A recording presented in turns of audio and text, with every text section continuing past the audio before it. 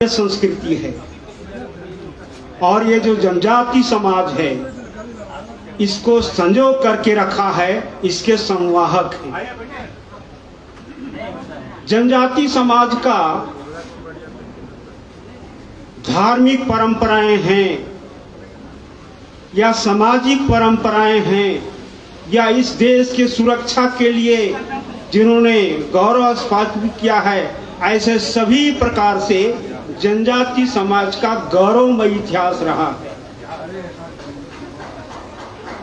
वनवासी कल्याण आश्रम इसी विषय को लेकर के 1952 से ही अपने जनजाति समाज की संस्कृति, अस्मिता, अस्तित्व के लिए लगातार कार्य कर रहा है। आज की स्थिति में देखेंगे तो 15,000 स्थानों पर लगभग 20,000 से ऊपर अपने सेवा के कार्य चल रहे हैं। साथ ही संपूर्ण देश के जो कहते हैं कि कन्याकुमारी से लेह लद्दाख तक, अरुणाचल, पूरा गुजरात क्षेत्र का 705 प्रकार के जनजातियां हैं। उनमें लगभग अधिकांश जनजातियों में अपना कार्य चल रहा है और 54,000 गांवों में नित्य अपना संपर्क स्थापित होता है। कल्याण आश्रम तो विभिन्न आयामों के माध्यम से सेवा का कार्य तो कर ही रहा है, लेकिन हमारा श्रद्धा जागरण के तत्वाधान में उस आयाम के माध्यम से जनजाति समाज का जो श्रद्धा स्थल है, धर्म स्थल है, उनकी पर्व त्योहार है, रीति रिवाज है, इसमें बराबर एक जागृति निर्माण होता रहे, इसको लेकर के कार्य कर रहा है। उसी के कड़ी में ये अपना सरहुल समारोह का आयोजन है। हम सब जानते हैं कि सरहुल पर्व अपनी धरती माता के लिए समर्पित पर्व है और इस धरती में हमारे सूर्य का, आकाश का ही पूजा करते हैं और इसी के आधार पर हमारा जनजाति समाज का एक गौरवमय संस्कृति है। जनजाति समाज में अपने नृत्य का, गीत का, कला का एक विशेष महत्व है। जनजाति समाज की नृत्य, संगीत ये ईश्वर का आराधना है और विभिन्न प्रकार की नृत्य मंडलियों का कला दिखाना ये भगवान की पूजा है और इन्हीं पूजा के माध्यम से हम सृष्टिकर्ता का आराधना करते हैं, पूजा करते हैं। इसके लिए ही तो भगवान कृष्ण, भगवान महादेव नृत्य के उद्गाता है और उसी के हम पूजा करते हैं। जनजाति समाज का जो भी क्रियाएं हैं, कार्यक्रम जो भी होती हैं, उसका कुछ न कुछ एक विशेष महत्व है। मैं 4 बिंदुओं पर चर्चा करूंगा जो भारत ही नहीं पूरे विश्व के लिए जरूरत है। यह जो सरहुल उत्सव है यह हमें समरसता निर्माण करता है। सरहुल के दिन पूरे गांव के लोग, जहां जहां सरहुल महोत्सव का कार्यक्रम होता है, पूरे गांव समाज के लोग, उस गांव में रहने वाला जो भी हिंदू समाज के लोग हैं या जो भी समाज के लोग हैं, सब लोग मिल करके सरहुल का आयोजन करते हैं। सभी के घरों से अच्छा अरवा चावल घर घर से वो लोग सहयोग करते हैं और सब मिल बैठ करके सरहुल जहां पर सरना स्थल वहां पर पूजा करते हैं। वहां पर जो पूजा होती है, चावल सब जगह घरों से तो संग्रह होता ही है, साथ ही वहां पर जो बलि देने की प्रथा है उसका भी सभी रंगों का समन्वय है। कहते हैं कि सिगमोगा का जो हम बलि देते हैं वह सफेद होता है और जो ग्राम देवता की जिसकी हम बलि देते हैं उसका रंग लाल होता है। और वहां पर जो देशावली हैं उसका भी एक विशेष होता है, या जो पूर्वजों का है उसका भी रंगीला होता है, जो प्रेत है उसका भी काले रंग का देते हैं। सबका एक समन्वय रूप में वहां पर खिचड़ी का बनता है, सब लोग मिल करके खाते हैं। ये समरसता निर्माण करता है। दूसरा, स्वदेशी भाव का निर्माण करता है। हमारे सलूर महोत्सव में जिस भी गांव में आप जाएंगे, वहां पर जितना भी पूजा पद्धति है या जितना भी पूजा की सामग्री है, सब स्वदेशी है। चाहे वो अच्छा चावल हो, रोरी सिंदूर हो, या जल हो, या हड़िया हो, या महुए का शराब हो, या उनका जो भी प्रसाद बनता है, सब कुछ स्वदेशी है।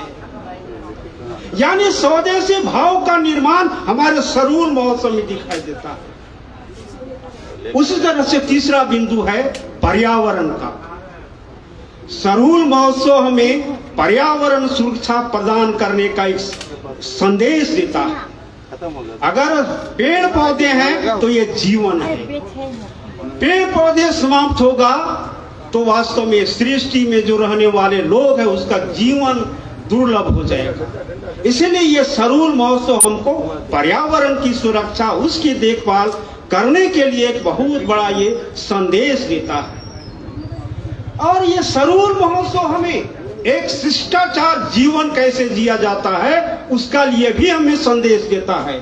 जैसे शिष्टाचार क्या है कि हमको ट्रैफिक नियमों का पालन करना चाहिए। गाड़ी में चल रहे हैं तो सीट बेल्ट का, हेलमेट का पालन करना चाहिए। चलते समय अपने बाएं तरफ चलने का प्रयास करना चाहिए। अपने घर परिवार में कुछ शिष्टाचार है, ऑफिसों में शिष्टाचार है, सभी सेवा संस्थानों में शिष्टाचार है। वैसे ही सरहुल हमें ये शिष्टाचार देता है कि वास्तव में ये जो पर्व है, या कितना नियम विधि विधान के साथ लोग उपवास करते हैं, और 2-3 दिन का जो कार्यक्रम होता है उसको विधिवत नियम का पालन करते हैं। कहते हैं कि एक दिन पहले जो उसके प्रमुख होते हैं, पान होते हैं, या और लोग होते हैं, प्रमुख लोग होते हैं, गांव में जाकर के एक दिन केकड़ा पकड़ने की प्रथा है। हमारे जगलाल जी का तो फोटो कई बार आया है। साथ ही मछली पकड़ने की भी परंपरा है। क्योंकि दोनों यह धरती को यानी निर्माण करने में बहुत बड़ा सहयोग रहा है।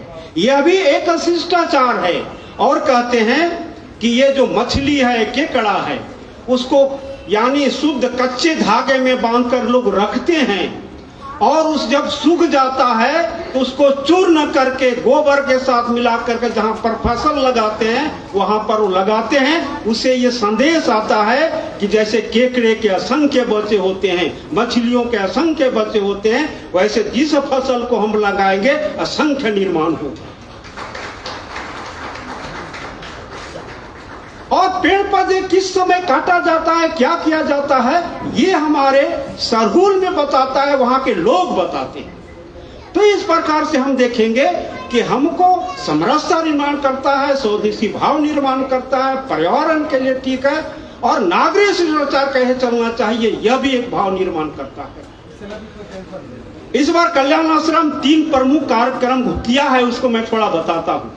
एक कार्यक्रम है जनजाति समाज, जो इस देश के लिए स्वतंत्रता के आंदोलन में जिन्होंने अपना जीवन समर्पित किया है, ऐसे महापुरुषों का, 75 महापुरुषों का एक जनजाति गौरव ऐसा करके ग्रंथ का निर्माण हुआ है। और उस ग्रंथ का लोकार्पण 17 दिसंबर को दिल्ली के इंदिरा गांधी राष्ट्रीय कला केंद्र के सभागार में उसका उद्घाटन हुआ है। उस पुस्तक को हम सब लोग को एक अध्ययन करना चाहिए। पूरे देश के महापुरुषों का जीवनी है। दूसरा, इस बार कल्याण आश्रम ने ये स्वतंत्रता संग्राम में जनजातीय महापुरुषों को योगदान विषय लेकर के देश के 104 विश्वविद्यालय में एक कार्यक्रम हुआ है। उस कार्यक्रम में 55,000 छात्र और लगभग 1,500 जनजाति प्रोफेसर लोग भाग लिए। उनको यह महसूस हुआ कि वास्तव में कल्याण आश्रम में के बड़ा काम कर रहा है। मैं भी कई स्थानों पर गया था। इसमें एक मध्य प्रदेश का बालाघाट विश्वविद्यालय में गया था। वहां पर गोंडवाना अलग प्रांत करने वाले छात्र संघ के लोग भी उपस्थित थे। वो छात्र ने कहा कल्याण आश्रम को अच्छा नहीं समझते थे, लेकिन उस कार्यक्रम को देख करके उनको लगा कि कल्याण आश्रम तो वास्तव में एक गौरवमयी कार्यक्रम कर रहा है, इसलिए कल्याण आश्रम को मदद करना चाहिए। एक भाव निर्माण हुआ। दिल्ली विश्वविद्यालय में 100 वर्ष दिल्ली विश्वविद्यालय का हो रहा है। दिल्ली विश्वविद्यालय के कुलपति ने कहा कि पहली बार है जो वास्तव में इस विश्वविद्यालय में कार्य हो रहा है, और मैं जनजातियों के इतिहास के लिए एक शोध के लिए यहाँ पर एक अलग से विभाग बनाऊंगा। तो ये भी बहुत बड़ा हुआ है।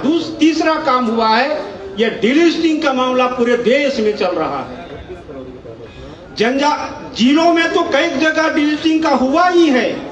अभी तक 3 राज्यों में जिला प्रांत का जो राजधानी है, भोपाल में, भुवनेश्वर में और गुवाहाटी में एक डिलिस्टिंग महारैली हुआ है। इसमें जो डॉक्टर कार्तिक राव का सपना था, जो धर्मांतरित हो गए हैं, उनको जनजातीय आरक्षण की सुविधा नहीं मिलनी चाहिए, इस विषय को लेकर पूरे देश में एक आंदोलन चल रहा है।